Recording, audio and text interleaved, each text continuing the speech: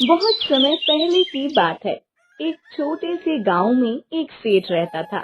वो बहुत ही अमीर और शक्की व्यक्ति था। उसका नाम था सेठ माधवलाल। सेठ की कई दुकानें थी और वो अपनी मेहनत से बहुत संपत्ति कमा चुका था। सेठ का सबसे बड़ा खजाना था उसका बहुत बड़ा घर, जिसमें ढेर सारे सोने हीरे के गहने रखे हुए थे। वहीं उसी गांव में एक चोर भी रहता था जिसका नाम था रामू। रामू गरीब था, लेकिन उसकी आंखों में चतुराई और धैर्य था। वो गरीब होने के बावजूद हमेशा अमीर बनने का सपना देखता था। अगर सेठ के खजाने का कुछ हिस्सा मुझे मिल जाए तो मेरी जिंदगी बदल सकती है। एक रात रामू ने सेठ के घर को चुराने का मन बना लिया। वो रात को चुपके से सेठ के घर के पास पहुंचा, क्योंकि वो जानता था कि सेठ के घर में बहुत सारा पैसा और कीमती सामान रखा है।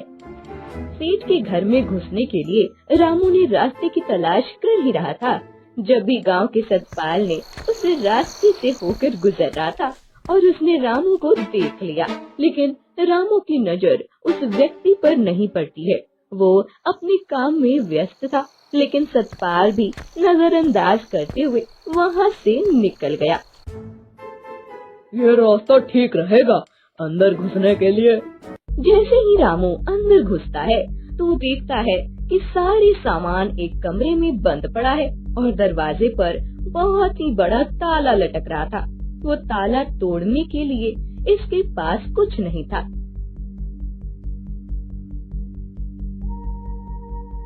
ये क्या? ये ताला तो तोड़ने के लिए मेरे पास कुछ नहीं है।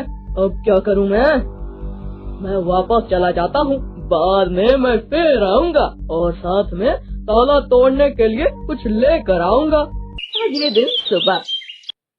अरे रामू, कल रात में कहाँ घूम रहे थे? सेठ के घर के बाहर? अब कल रात तो मैं ऐसे ही घूम रहा था, मुझे नींद आ रही थी। सेठ के घर के बाहर? वो अभी रात को? कहीं तुम्हारी नजर सेठ के खजाने पर तो नहीं है? अरे सतपाल, कैसी बात कर रहे हो? अब मैं और चोरी कैसे हो सकती है? लेकिन रामू, सेठ के घर में बहुत माल है। अगर एक बार हाथ लग गया तो जिंदगी बदल जाएगी। हाँ, ये तुम बोल तो सही रहे हो। क्यों ना हम दोनों मिलकर हाथ साफ कर लें? लेकिन खतरा भी बहुत है सेठ के घर में घुसने का। खतरा तो सब कुछ है, लेकिन जोखिम के बिना कोई काम आसान नहीं है। चलो ठीक है, आज रात को चलते हैं। दोनों ने मिलकर सेठ के घर में घुसने का फैसला लिया और रात होते हुए दोनों निकल पड़ते हैं। रामू ने ताला तोड़ने के लिए एक बड़ा हथौड़ा लिया था और सतपाल के हाथ में एक बड़ा थैला जो सामान भरने के लिए लिया हुआ था। ये रास्ता ठीक रहेगा घर में घुसने के लिए। हाँ, चलो। दोनों मिलकर सेठ के घर में घुस जाते हैं और पिछली बार की तरह रामू की नजर एक बार फिर उस बंद कमरे के ताले पर पड़ी। ये ताला तोड़ते हैं। सेठ ने इसी कमरे में सारा सामान इकट्ठा कर रखा है। हाँ, सही कह रहे हो। रामू ने हथौड़ा मारा, लेकिन ताला तश्श-मश न हुआ। फिर एक दो बार और कोशिश करते हुए रामू ने उसे ताले को तोड़ दिया और हथौड़े की आवाज से सेठ की भी नींद खुल जाती है, जो कि वह अपनी पत्नी सीमा के साथ सो रहा था।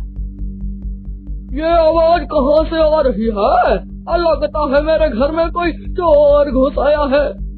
सेठ और उसकी पत्नी को अपने कमरे में से निकलकर तिजोरी से भरे कमरे की तरफ आते हुए देख रामू और सतपाल बगल में चिपक जाते हैं और सेठ कमरे के पास आकर देखते हैं कि ताला टूटा हुआ है और कमरा भी खुला हुआ है।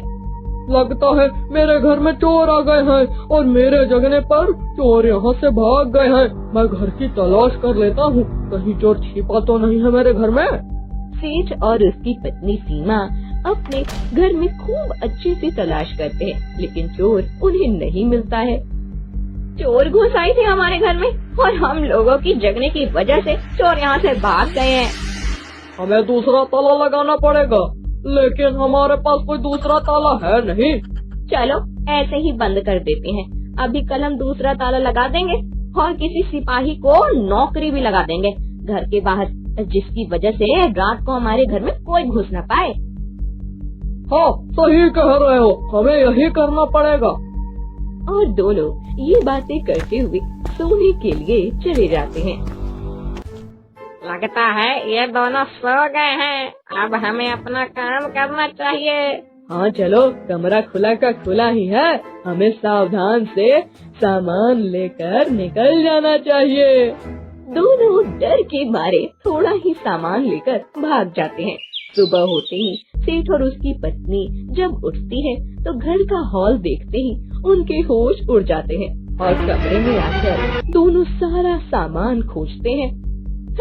रात में चोर ने हमारे घर के सामान उठा ले गए और कुछ गहने भी लेके गए। हाँ, हमसे बहुत बड़ी गलती हो गई। हमें रात में कमरे को खुला नहीं छोड़ना चाहिए था, और ये काम गांव के किसी आदमी का है। हम पंचायत जुटा के उसको खोज निकालेंगे। सामान को हम कहीं रख देते हैं और कुछ दिन बाद हम बाजार में बेच देंगे। अगर अभी बेचे तो लोगों को शक हो जाएगा। हाँ, सही कह रहे हो। और अगले दिन सुबह में सेठ सारे गांव वालों को पंचायत के लिए बुलाता है और कहता है कि हमारे घर में चोरी हुई है और गांव का ही कोई व्यक्ति है जो ऐसा कर सकता है। और उधर रामू और सतपाल खूब खुश थे और पंचायत में वो भी थे। देखो गांव वालों, ये चोरी कोई बाहर वाला तो नहीं किया है, ये चोरी गांव का ही कोई है जो किया है। लेकिन चोर जो भी हो, अगर वो अपनी ईमानदारी से मुझे वापस कर दे तो मैं उसे नौकरी दूंगा और उसको कोई सजा भी नहीं मिलेगी। लेकिन अगर चोर बताएगा नहीं तो उसको सजा मिलेगी जरूर से जरूर। हम एक दिन का मौका देते हैं सोचने और समझने के लिए। और सेठ ये फैसला करते हुए पंचायत को कल के लिए बुलाते हैं और सब लोग अपने घर चले जाते हैं। क्या विचार है, क्या किया जाएगा? सामान अगर बाजार में बेच दिया तो पकड़े भी जा सकते हैं और बहुत ज्यादा पैसा नहीं मिलेगा। अगर सामान वापस कर दिया तो हमें नौकरी मिल जाएगी। और दोनों समझदारी दिखाते हुए सामान को वापस करने का फैसला करते हैं। अगले दिन सुबह दोनों सामान के साथ पंचायत में पहुंचते हैं और सेठ के सामने सामान को रख देते हैं और गांव वालों के सामने माफी मांगते हैं और ऐसी गलती दोबारा ना करने का फैसला करते हैं।